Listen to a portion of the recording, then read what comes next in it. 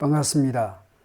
오늘 본문에서는 체포당하여 주신 예수님께서 대제사장의 마당과 산헤드린 공회에서 신문을 받으시고 모욕을 당하시는 내용입니다. 예수님께서 대제사장의 집에 끌려가셔서 모욕을 당하시는데요. 54절부터 62절에서 보면 베드로의 은행이 훨씬 더 부각되고 있습니다. 베드로는 멀찍이 떨어져서 뒤따라가고 있습니다. 그리고 대제사장의 마당에서는 베드로도 그들 가운데 끼어서 앉아 있었습니다. 얼마 전까지만 하더라도 예수님과 함께 했던 시간들이 대단했었는데 이제 어둠 속에 자신을 숨기고 있고 마치 함께 있지 않았던 사람처럼, 예수님을 모르는 사람처럼 그렇게 행동하고 말하고 있습니다. 그런데 사람들 중에는 베드로를 알아보는 사람들이 있었습니다. 3번이나 베드로가 예수님과 함께 있었다라는 사실을 증언합니다. 심지어 갈릴리 방언으로 인해서 금방 예루살렘 사람들이 알아봅니다. 3번의 증언에 대해서 베드로는 3번 다 예수님을 모른다고 부인하고 있습니다. 3번을 부인하고 나니 딱이 곧 웁니다. 그때에 예수님께서 돌이켜서 베드로를 바라보십니다. 그때에 베드로를 바라보는 예수님의 눈빛은 어떠했을까요? 내가 뭐라고 그랬니? 감옥에도 같이 가고 죽는데도 같이 간다고? 이 못난 녀석아, 그러니까 나대지 말라고 했지. 너는 그게 문제야. 예수님께서 베드로를 바라보는 그 눈빛 속에 그 마음이 그랬을까요? 예수님께서 그렇게 베드로를 원망하셨을까요? 예수님은 이미 이와 관련해서 베드로에게 말씀을 하셨습니다. 네 믿음이 끊기지 않기를 위해서 내가 기도하였다라고 말씀을 하셨습니다. 불쌍한 사람 같으니라고. 난 그래도 널 사랑한다, 베드로야. 그런 사랑과 긍휼의 눈빛이었을 것 같습니다. 예수님께서 돌이켜서 베드로를 바라보셨을 때에 어쩌면 베드로와 눈길이 마주쳤을지도 모르겠습니다. 상상입니다마는 만약에 예수님이 돌아서서 베드로를 바라보셨을 때에 서로 눈이 마주쳤다고 한다면 베드로는 금방 고개를 떨구었을 것 같습니다. 예수님을 차마 쳐다볼 수 없었을 것 같습니다. 그리고 베드로는 주께서 자기에게 오늘 닭이 울기 전에 네가 나를 3번 모른다고 부인할 것이다 라고 하신 그 말씀이 생각나서 바깥으로 나가서 몹시 울었습니다. 베드로가 흘린 눈물은 처음 부름받았을 때부터 오늘 부인하는 이 자리까지 주마등 같은 많은 추억과 아쉬움이 교차했을 것 같습니다. 마치 오늘은 꿈 같은 그런 상황이었을 것입니다. 자신이 얼마나 미웠을까요? 베드로는 당연히 심판받아야 할 것입니다. 사람들 앞에서 나를 부인하는 사람은 하나님의 천사들 앞에서 부인당할 것이다 라고 말씀하셨기 때문입니다. 그럼에도 불구하고 예수님의 사랑과 기도로 베드로는 다시 돌아올 것입니다. 회복될 것입니다.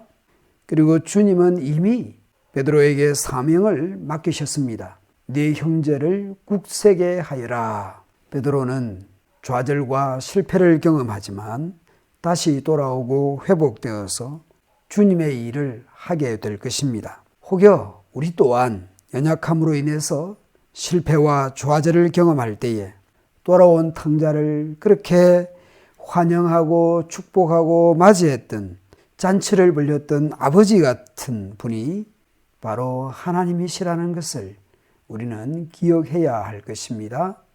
한편 예수님은 밤새 대제사장의 집에서 모욕을 당하십니다. 예수를 때리면서 모욕하였다. 예수의 눈을 가리고 묻기를 너를 때린 사람이 누구인지 맞추어 봐라. 그 밖에도 온갖 말로 예수를 모욕하면서 욕설을 퍼부었다. 이사야서의 말씀이 생각나는 대목입니다. 멸시와 버림과 고통과 얼굴을 외면당하고 멸시를 받고 굴욕을 당하고 고문을 당하였으나 아무 말도 하지 않았다.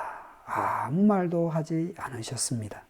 밤새 대제사장의 집에서 모욕을 당하시고 욕을 당하신 예수님께서는 67절 이후에서는 예수님께서 공회에서 신문을 받으십니다. 그리스도인가? 라는 물음에 즉답을 피하시면서 인자가 전능하신 하나님의 오른편에 우편에 앉게 될 것이다 라고 말씀을 합니다.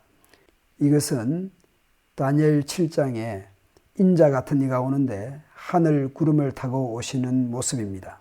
그리고 시편 110편에 너는 내 오른편에 앉아 있으라 라는 말씀을 떠올려 볼 수 있겠습니다.